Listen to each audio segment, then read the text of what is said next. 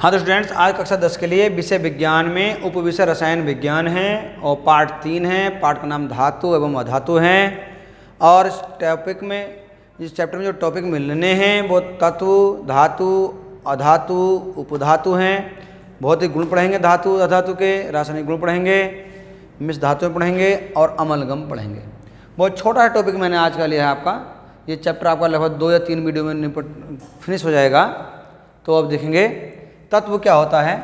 बच्चों, तत्व आप पहले ही पढ़ चुके हैं, ठीक।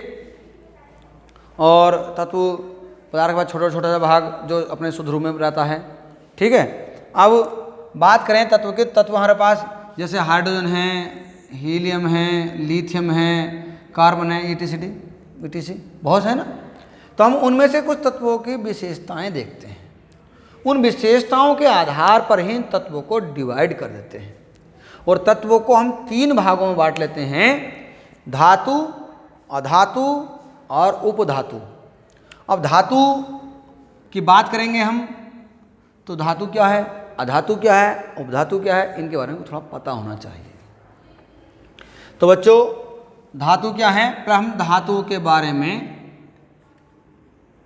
कुछ भौतिक गुण पढ़ेंगे। बोला इनके धातुओं के भौतिक गुण, ताकि हम उनको समझ सकें, पहचान सकें कि धातु वास्तव में क्या चीज़ है। तो एक तरफ हम बात कर देंगे धातु की, एक तरफ हम बात कर देंगे अधातु के भौतिक गुण की, ओके। तो देखिए भाई, पहली बात करते हैं हम। तो धातु वास्तव में सामान्य ताप पर अधिकांश ठोस होती हैं,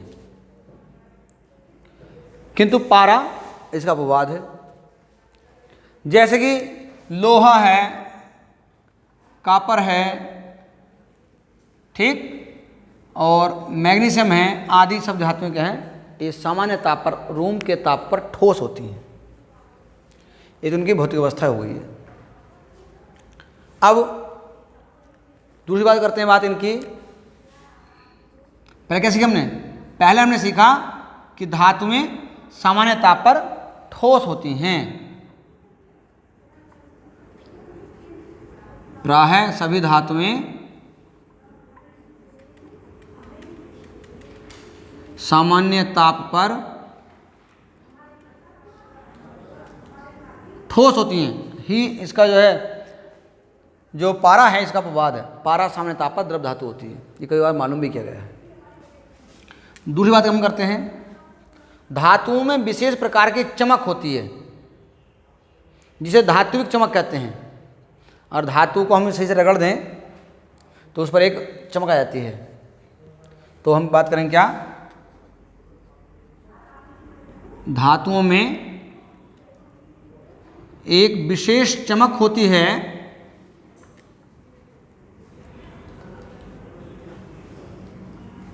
जिसे धात्विक चमक कहते हैं।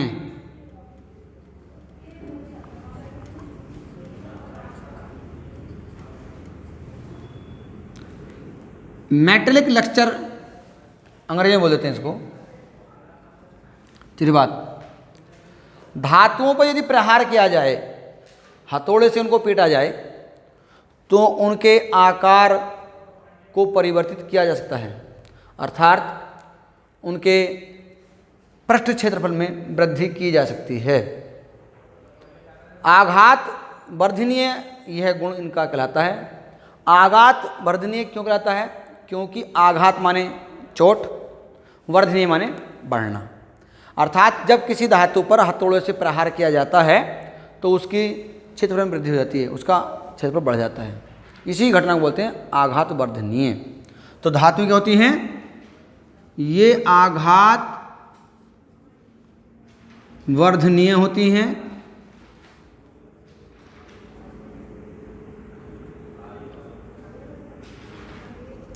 सोने की आघात वर्धनीयता सबसे ज़्यादा होती है, ये आपको याद रखना है। चलिए, अब ये होती तन्नीयकता का गुण। धातुओं को गर्म अवस्था में उनके तार खींचे जा सकते हैं, अर्थात उनका आकार परिवर्तित करने के लिए हम लंबे तारों को बदल सकते हैं। यह गुण कहता है तन्य। ये तन्य होती हैं।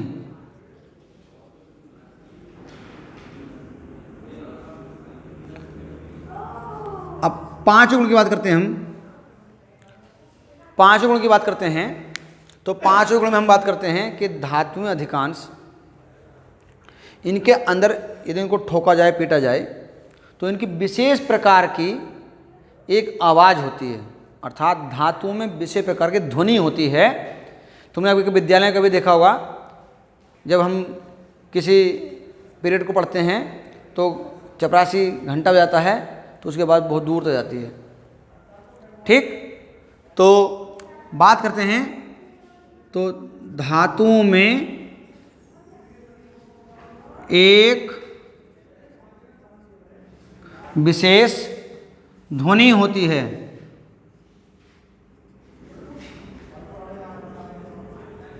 जिसे धात्विक ध्वनि कहते हैं।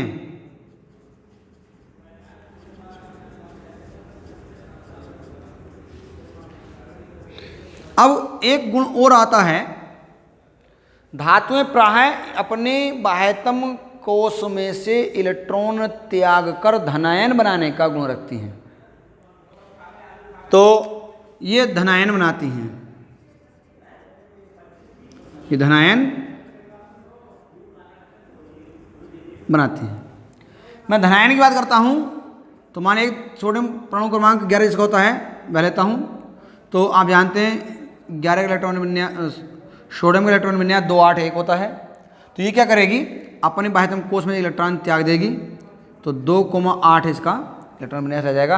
अर्थात इस घटना को हम आप ऐसे लिख सकते हैं कि ये अभिक्रियाओं में एक इलेक्ट्रॉन त्याग करके इस प्रकार से रूप धनायन बना लेगी।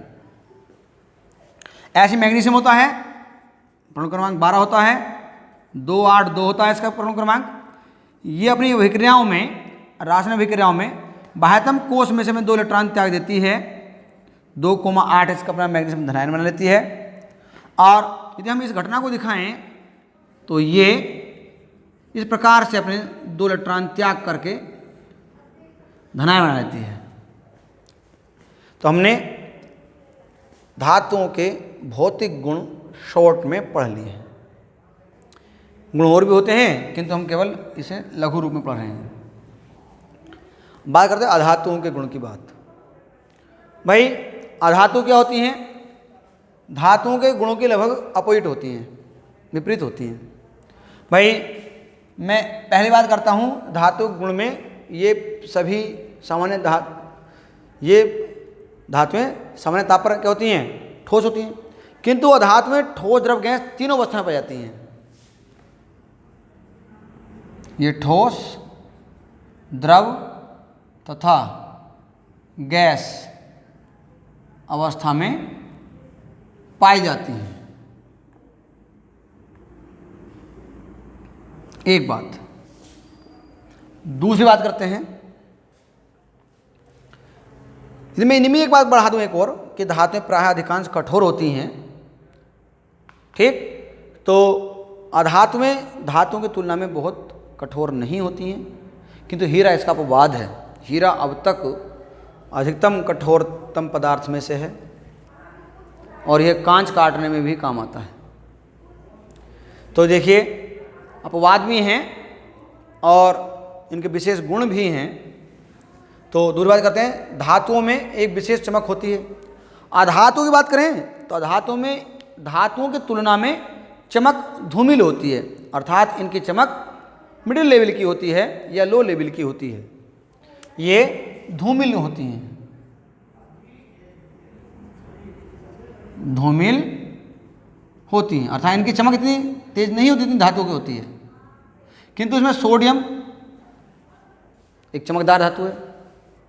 ठीक है, अपवाद भी है। सॉरी, क्लोरीन एक चमकदार धातु है ठोस अवस्था में। तो तीसरी बात करते हैं, ये आघात वर्धनीय होती हैं, किंतु ये आघात वर्धनीय नहीं होती हैं। अधातु की बात करें हम तो आघात यदि अधातु पे डालते हैं तो ये जो है बिखर जाती हैं, ये क्षण भंगुर होती हैं, अर्थात ये भंगुर होती हैं, ब्रिटिल होती हैं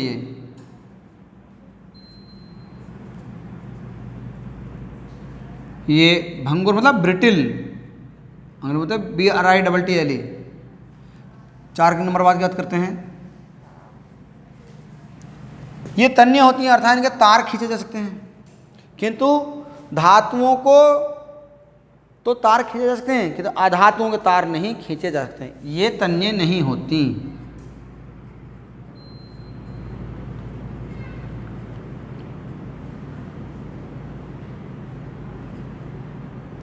ठीक। 5वें गुण की बात करते हैं। धातु में एक विशेष ध्वनि होती है जिसे धातु ध्वनि कहते हैं, किंतु अधातु में इस प्रकार की ध्वनि नहीं होती, ये झोझरी होती है, अर्थात इनकी आवाज़ विशेष प्रकार की नहीं होती, इनमें कोई विशेष ध्वनि नहीं होती, ये विशेष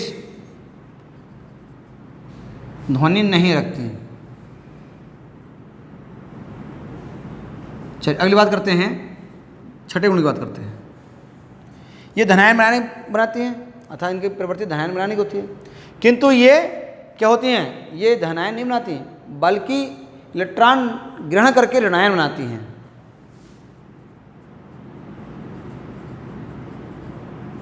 ये ऋणायन बनाने की प्रवृत्ति रखती हैं।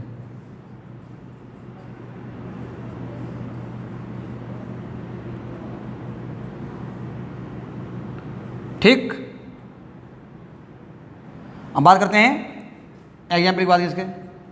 भाई ऋणायन कौन बनाते हैं, जिनके बाह्यतम कोश में 4 से अधिक इलेक्ट्रॉन हैं, मतलब वो 8 इलेक्ट्रॉन पूरा करना चाहती हैं, अष्टक रूल का पालन करना चाहती हैं, तो क्या करेंगे, वो इलेक्ट्रॉन बाहर से लेंगी, ग्रहण करेंगे।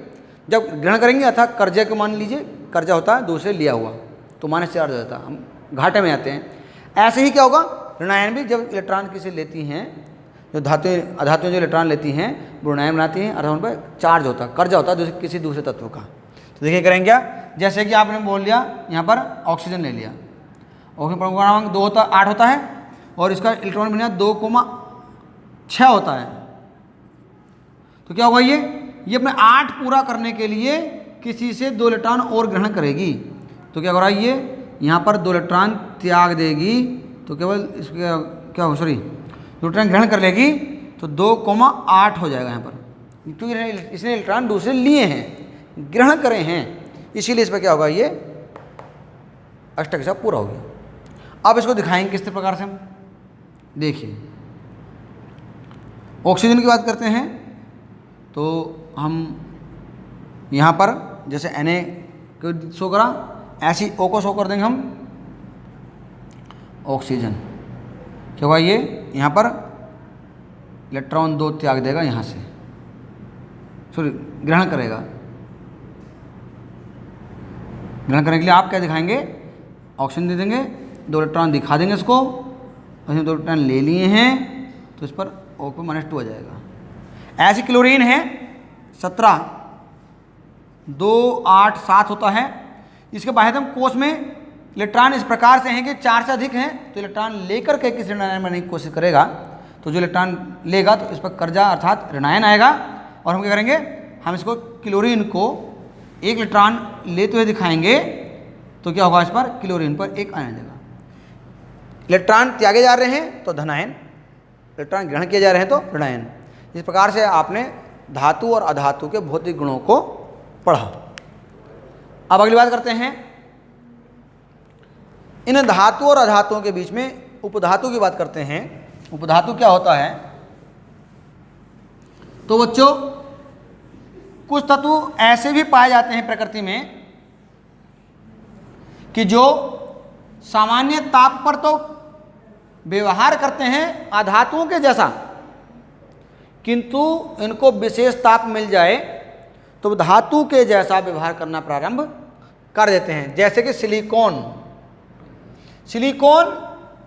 हमारे पास सामान्य ताप पर तो अधातु के जैसा व्यवहार करता है, किंतु जैसे टेम्परेचर को अनुकूलतम ताप मिलता है तो यह धातुओं के जैसा व्यवहार करना प्रारंभ कर देता है। तो बच्चों उपधातु आपको समझ में आ जाना चाहिए। सब मेटल्स के नाम जानते हैं।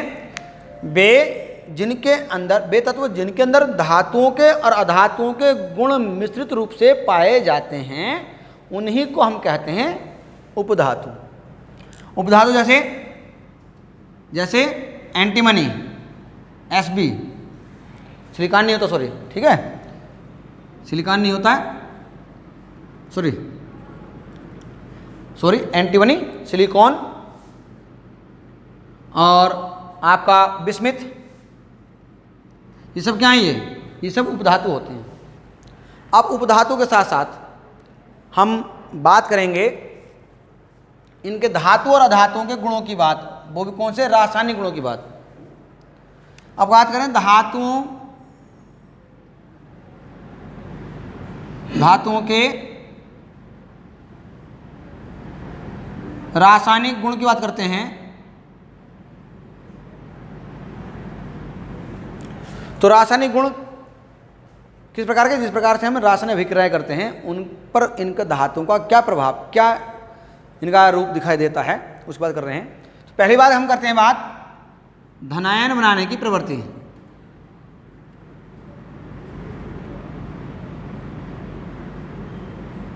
मैं आपको बता चुका हूं, धातुएं प्रायः इलेक्ट्रॉन क्या करती हैं? त्यागती हैं। और यहां पर हम धातु और अधातु को दोनों जोड़ लेते हैं ताकि हमारा काम थोड़ा जल्दी निपट जाए। धातुओं एवं अधातुओं के रासायनिक गुण, ठीक। पहला गुण ले लिया हमने धनायन बनाने की और ऋणायन बनाने की प्रवृत्ति।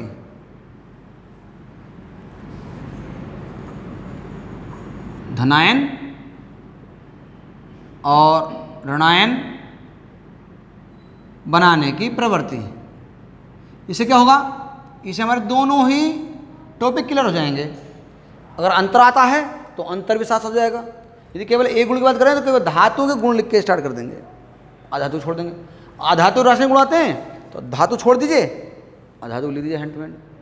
दोनों आते हैं कंपेरिजन, तुलना के लिए आते हैं, दोनों साथ साथ लिख दीजिए। एक तीर से तीन शिकार हो सकते हैं। तो अब आप इस क्वेश्चन से समझ सकते हैं। देखिए, अब जैसे मैंने कहा धनायन बनाने की प्रवृत्ति, तो धातु क्या होती हैं? धातु की बात करेंगे तो ये प्रायः इलेक्ट्रॉन त्याग करके, इलेक्ट्रॉन त्याग कर धनायन बनाती हैं। जैसे कि मैंने एग्जाम्पल दिया अभी सोडियम का, ये इलेक्ट्रॉन त्याग देंगे, ठीक। आप ई चार्ज माइनस का या ई लिख सकते हैं, दोनों इक्वल रहेंगे, आपको नंबर दोनों मिलेंगे। कभी आपके दिमाग कन्फ्यूजन हो जाए कि मैंने ई लिखा, मैंने लिखना भूल गया, तो इसमें कोई दिक्कत नहीं है, इलेक्ट्रॉन को शो करता है, ठीक। अब बात करते हैं अधातु की बात करते हैं, इसी में ही अधातु की बात करते हैं। तो ये प्रायः इलेक्ट्रॉन ग्रहण करके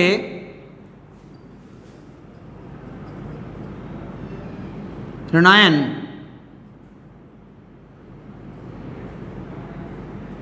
बनाती हैं। कैसे? क्लोरीन ने इलेक्ट्रॉन ग्रहण किया, ये बना दिया। एक गुण आपका ये हो गया। दूसरी बात करते हैं क्या है कि ऑक्साइड बनाने की प्रवृत्ति, अर्थात ऑक्सीजन से अभिक्रिया।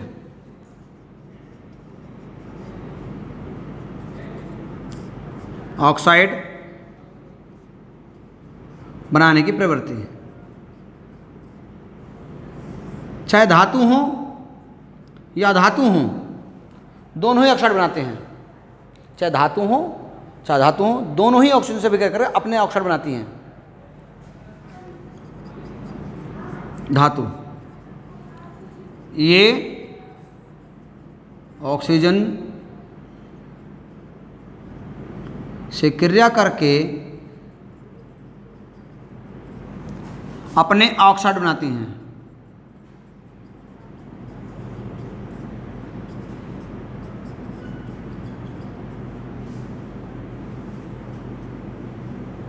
देखिए भाई, मैंने सोडियम धातु ले ली। मैं सिंपल एग्जाम्पल ले रहा हूँ ताकि आपको याद करने में आसानी पड़े। एग्जाम्पल बहुत सारे हो सकते हैं, किंतु सरल से सरल एग्जाम्पल ले रहा हूँ। सोडियम लिया मैंने, ऑक्सीजन से अभिक्रिया कराई। तो 9th में मैंने पढ़ा था कि यौगिक कैसे बने, उनके जो यौगिक जिन जिन तत्वों से मिलकर बना है उनकी बैलेंसी पता होना चाहिए, उन पर क्या चार्ज है पता होना चाहिए। सोडियम पर 1 चार्ज होता है, पता है। ऑक्सीजन पर माने 2 होता है, ये पता है। अगर हम देखें तो ये आपस में बैलेंस चेंज कर लेंगे तो Na2O1 अर्थात Na2O बनेगा। माइनस प्लस की हमें यहाँ पर लिखने की आवश्यकता नहीं होती। तो सोडियम का ऑक्साइड बनेगा, सोडियम ऑक्साइड का फॉर्म होता है Na2O। अब भाई हम कक्षा 10 में पढ़ रहे हैं तो हमें बैलेंसिंग करनी बहुत जरूरी है, समीकरण को बैलेंस करना बहुत जरूरी है। भाई O के यहाँ पर 2 हैं, O के यहाँ सिंगल है, तो हमने 2 से गुणा कर लिया। यहाँ पर O के तो 2 हो गए, पर Na2 का देखा तो Na का 2 दूनी 4 हो गए, सोडियम के परमाणु हो गए 4। अभिकारक की ओर है केवल 2, तो मजबूरन हमें 4 लिखना पड़ेगा। बैलेंस भी हो गई। धातुओं की बात, अब बात करते हैं अधातु की बात। अधातु भी ऑक्सीजन से अभिक्रिया करके अपने अपने ऑक्साइड बनाती हैं। जैसे सल्फर ले लिया मैंने, ऑक्सीजन से अभिक्रिया कराई, SO2 बन गया। ठीक, तो धातु भी अपने ऑक्साइड बनाती हैं, अधातु भी अपने ऑक्साइड बनाती हैं। चलिए अब अगली टॉपिक बात करते हैं, क्या है कि हाइड्राइड बनाने की प्रवृत्ति की। हाइड्राइड बनाने की प्रवृत्ति का मतलब कहाँ से है, ये समझने वाली बात है। मैंने ऑक्साइड बनाने के लिए ऑक्सीजन की बात करी, तो मैं हाइड्राइड बनाने के लिए हाइड्रोजन की बात करने वाला हूं। अर्थात धातु और अधातु अपने अपने हाइड्राइड बनाती हैं। धातु भी हाइड्रोजन से अभिक्रिया करेंगे, अपने हाइड्राइड बनाएंगे। अधातु भी हाइड्रोजन से अभिक्रिया करेंगे, अपने हाइड्राइड बनाएंगे। अधातुओं के हाइड्राइड धातुओं की तुलना में ज़्यादा स्ट्रॉन्ग होते हैं, ये आपको याद रखना। चलिए, इंटर में एक बार एक प्रश्न आया था, इंटर सिलेबस में सुनने की बात है कि तत्वों के हाइड्राइड दे रखे थे, तत्वों के हाइड्राइड दे रखे थे। उन हाइड्राइड में कुछ तो धातु के थे, कुछ अधातु के थे। चेक करना था कि कौन सा स्ट्रॉन्ग है, तो उसमें अमोनिया का नाम भी था। तो अमोनिया कैसा हाइड्राइड होता है, अमोनिया जो होता है NH3, और ये हाइड्रोजन का नाइट्रोजन संयोग, अर्थात नाइट्रोजन अधातु होती है, हाइड्रोजन संयोग हुआ, तो ये नाइट्रोजन जो हुआ इससे संयोग करने के बाद जो अमोनिया बना वो अमोनिया हो गया अधातु हाइड्राइड। अधातुओं का हाइड्राइड ये स्ट्रॉन्ग था उनमें सबसे ज़्यादा। चलिए अगली बात करते हैं हम, इनका हाइड्राइड बनाने की प्रवृत्ति कैसे बनती है। तो मैंने क्या कहा आपसे, हाइड्राइड बनाने की प्रवृत्ति।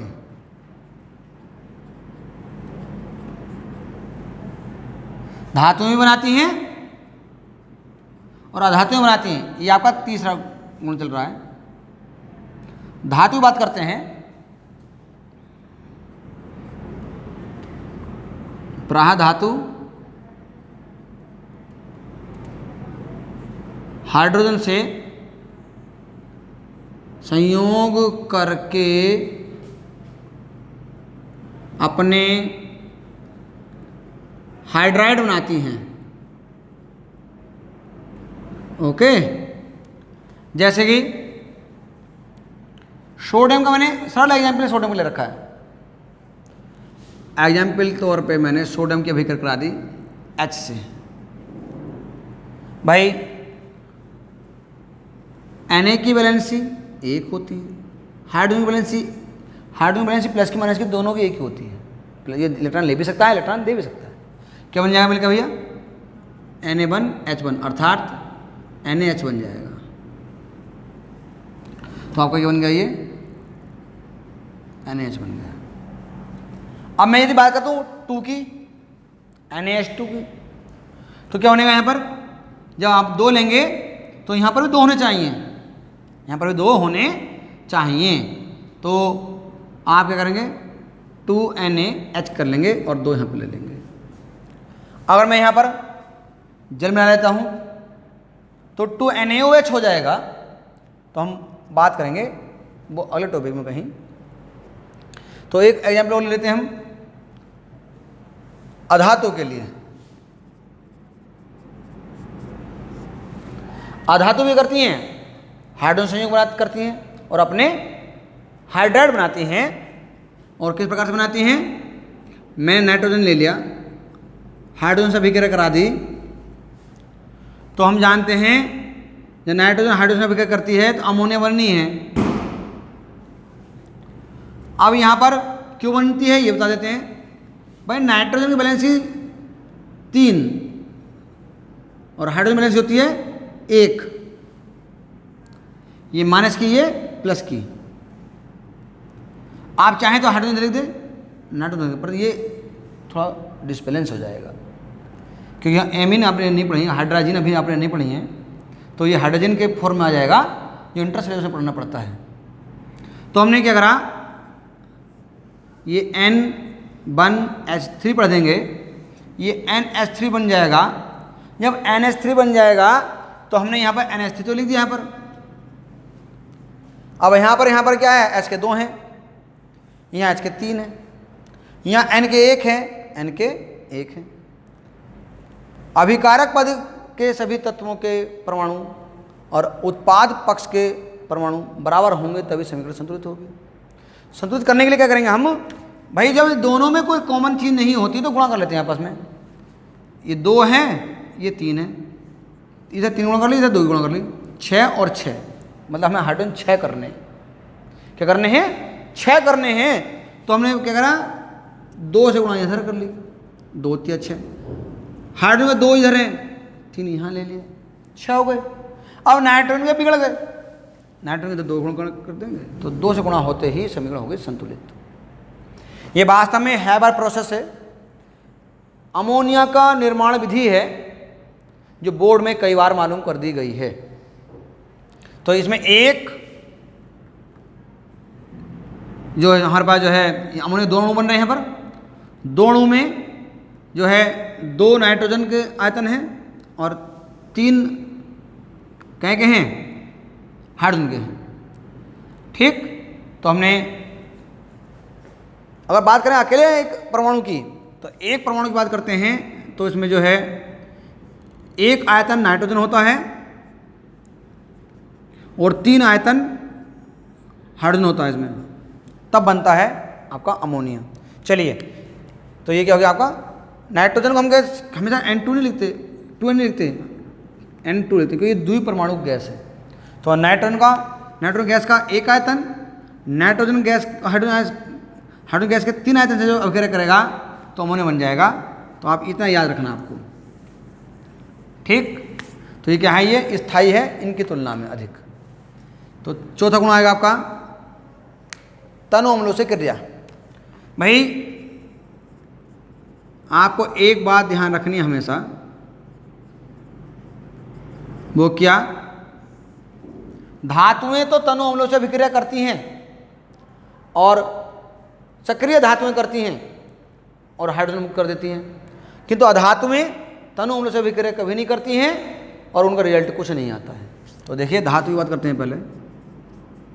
धातु ये प्रा है, यहाँ क्या सक्रिय लिखेंगे, यहाँ पर कुछ सक्रिय धातुएं प्रा है तनु अम्लों से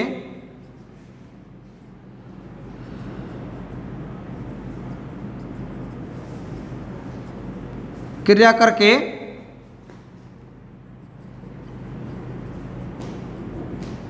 हाइड्रोजन मुक्त करती हैं। अब ये बात समझने की है, मैंने मैग्नीशियम ले लिया, तनु अम्ल जैसे एच ले लिया मैंने, तनु मतलब एक्वस फॉर्म में, जलीय अवस्था में, और ज़्यादा गाढ़ा नहीं है, सांद्र नहीं है। जब मैंने इसे अभिक्रिया कराई तो Mg की अभिक्रिया क्लोरीन से तो होनी है, भाई Mg की वैलेंसी होती है 2, क्लोरीन की होती है 1, तो बन जाएगा क्या MgCl2 बन जाएगा, और क्या रह गया H रह गया। जब क्लोरीन के 2 लेने मुझे तो यहाँ 2 लेने पड़ेंगे, जब 2 यहाँ लिए मैंने तो H की जगह अब H2 निकलेगा, हाइड्रोजन गैस निकल गई। अब मुझे क्या दिखाई दिया भाई, ये Mg सॉरी, तो MgCl2 और H2 हमारे अभिक्रिया बैलेंस हो गई। तो ये क्या बन गया, धातु ने तनु अम्लों से अभिक्रिया करके अपना लवण बनाया। मैग्नीशियम क्लोराइड अपना धातु का खुद का लवण है और हाइड्रोजन गैस मुक्त हो गई। किंतु बात करते हैं क्या, अधातु की बात करते हैं। तो अधातु में क्या होता है, अधातु में तनु अम्लों से कोई अभिक्रिया नहीं करती हैं, मतलब ये तनु अम्लों से अभिक्रिया नहीं करती हैं। अब इसका एग्जाम्पल देख लेंगे। जैसे मैंने कोई अभिक्रिया ले ली सल्फर, और सल्फर की अभिक्रिया करा दी तनु अम्ल से, जैसे HCl ले लिया तो कोई अभिक्रिया नहीं होगी। H2SO4 ले लिया, कोई अभिक्रिया नहीं होने की। तो क्या है, ये आपके 4 गुण, मुख्य गुण मैंने आपको बता दिए कि किस प्रकार से धातु और अधातु अभिक्रिया करते हैं और उनका क्या परिणाम होता है। तो ये आपको याद करने हैं। और उसके बाद बात आती है मिश्र धातुओं की। तो मिश्र धातुएं क्या होती हैं, इस टॉपिक को पढ़ते हैं।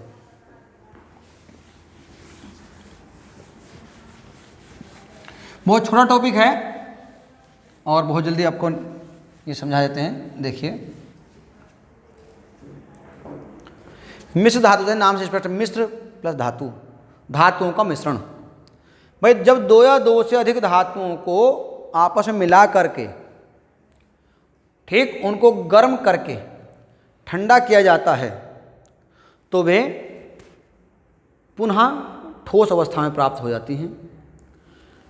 उन धातुओं का जो नया मिश्रण मिला है उसी को मिश्रण या मिश्र धातु कहते हैं। इन अंग्रेजी बोलते हैं अलॉय, ALLOY, अलॉय। मिश्र धातुओं के गुण मूल धातुओं से ज़्यादा बेहतर होते हैं, इसीलिए इन मिश्र धातुओं का प्रयोग सबसे अधिक अब वर्तमान समय में होने लगा है। जैसे कि मैं बात करूं पीतल की, तो पीतल में कापर 80% होता है और जिंक 20% होता है। और कापर और इस जिंक का जो मिश्रण है पीतल के रूप में जाना जाता है विभिन्न प्रकार के यंत्रों में और बर्तनों में, मशीन के पुर्जे आदि बनाने में काम आता है।